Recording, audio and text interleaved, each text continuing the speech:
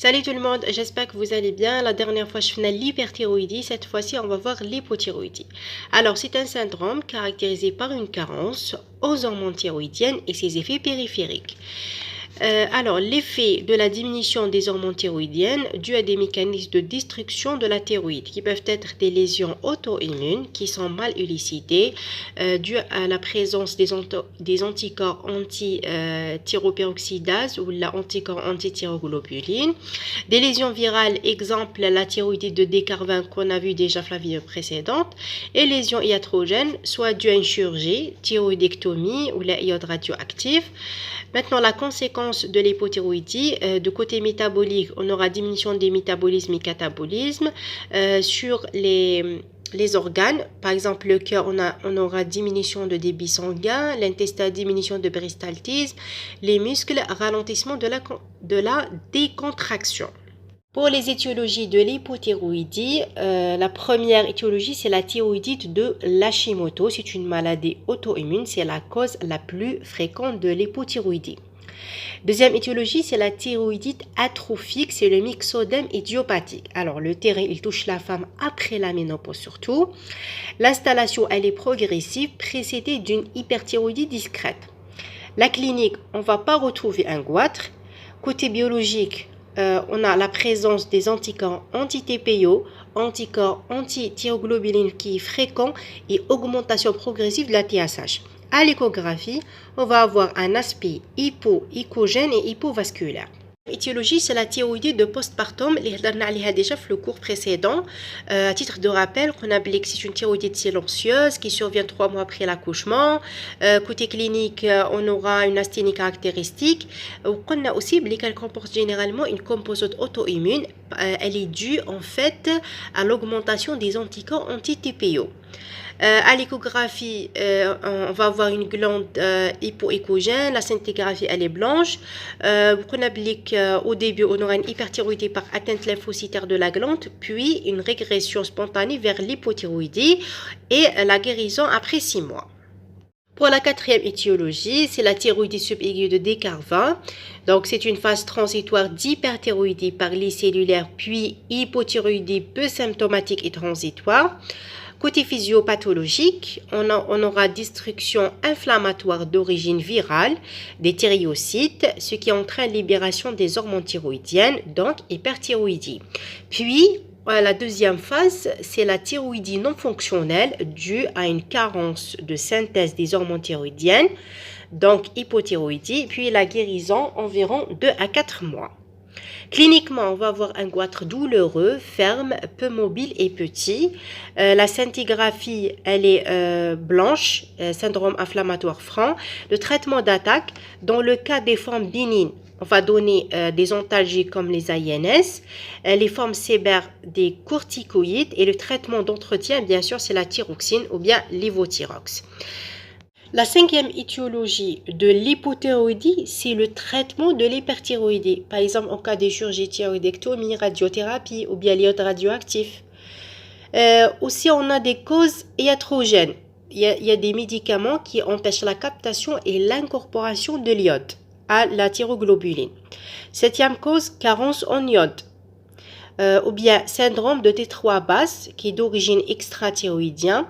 Donc, on a une inhibition de l'activité de 5'-monodiiodase, exemple dans le cas de cancer. Étiologie, thyroïdite auto-immune provoquée, par exemple l'amiodarone, lithium, cytokine, ou bien une insuffisance stéréotrope.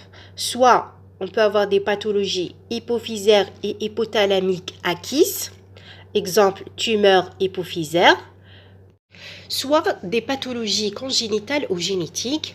Les signes cliniques apparaissent à la naissance. On a 3 signes évocateurs: retard de l'excrétion du méconium, ictère néonatal prolongé, hypotonie et rosité de la voix. Les enfants atteints développent un retard staturo-pondéral et mental irréversible, d'où l'importance d'un dépistage systématique. Alors, comme étiologie, on peut avoir soit ectopie, elle est de 50%, c'est-à-dire il y a absence partielle de la thyroïde, soit étiologie athyriose. Athyriose, elle est de 27%, c'est-à-dire absence totale du parenchyme thyroïdien, l'enfant ne possède pas de la thyroïde, ou bien forme auto-immune, elle est de 16%. Côté biologique, on va doser la TSH entre le 3e et 5e jour de naissance. Si la TSH est inférieure à 10, donc l'enfant est normal. Si la TSH est entre 10 et 20, on va doser la T4 et on contre la TSH. Si la TSH est supérieure à 20, c'est une hypothyroïdie à confirmer par un deuxième dosage. Aussi, on peut retrouver une thyroglobuline très basse pour les femmes, athyriose et ectopie. Alors, pour ce qui concerne le prélèvement du sang pour le nouveau-né, qu'est-ce qu'on va faire? On va prendre une goutte de sang du talon de bébé sur un papier buvard pour doser la TSH. On passe maintenant au diagnostic. Alors, cliniquement, on aura une dysrégulation thermique, frilosité, hypothermie, perte de la séduction, signes cardiovasculaires, bradycardie, hypotension artérielle, voire insuffisance cardiaque, insuffisance coronaire possible, modification de poids, prise de poids modérée, signes digestifs, constipation, signes musculaires, crampes, myotonie, des signes neuropsychiques, dépression, céphalie, syndrome de canal carpien, ralentissement physique, psychique et intellectuel, des signes neuromoteurs, neuropathie périphérique, ralentissement des réflexes, des signes ophtalmiques, troubles de champ visuel, des signes respiratoires bradypnée et flathyroïde. On aura un goitre dans le cas d'Hashimoto et atrophie thyroïdienne dans le cas de myxodème idiopathique. La confirmation du diagnostic par l'exploration biologique, alors on va doser la TSH, on va la retrouver très élevée, c'est la plus sensible. La T4 libre, elle est diminuée, la diminution elle est corrélée au degré de l'hypothyroïdie. Le dosage de la T3 et le test à la TRH est sans intérêt. On fait une enquête étiologique, alors on recherche les anticorps anti-TPO fréquemment et anti-thyroglobuline. S'ils sont positifs, donc c'est une hypothyroïdie due à une maladie auto-immune. À l'échographie, si on aura une petite thyroïde atrophique, donc il s'agit du myxodème idiopathique. Si on aura un goitre ou bien une grosse thyroïde hypoéchogène et discrètement hétérogène, donc il s'agit de l'Hashimoto. Pour le bilan de retentissement, on peut avoir une anémie soit normocytaire dans le cas d'hypoplasie médulaire. Si elle est macrocytaire, donc il faut rechercher la maladie de Biemer qui est associée à l'hypothyroïdie. Soit une anémie microcytaire par diminution de l'absorption du fer. Et l'anémie, elle est arégénérative. Le bilan lipidique, on va avoir une hypercholestérolémie plus ou moins hypertriglycéride.